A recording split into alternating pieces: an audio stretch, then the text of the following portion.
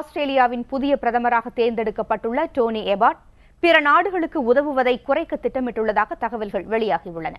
கடந்த சனிக்கிழமையன்று நடந்த தேர்தலில் வெற்றி பெற்ற டோனி எபாட் அடுத்த வாரத்தில் ஆஸ்திரேலியாவின் புதிய பிரதமராக பதவியேற்க இருக்கிறார்.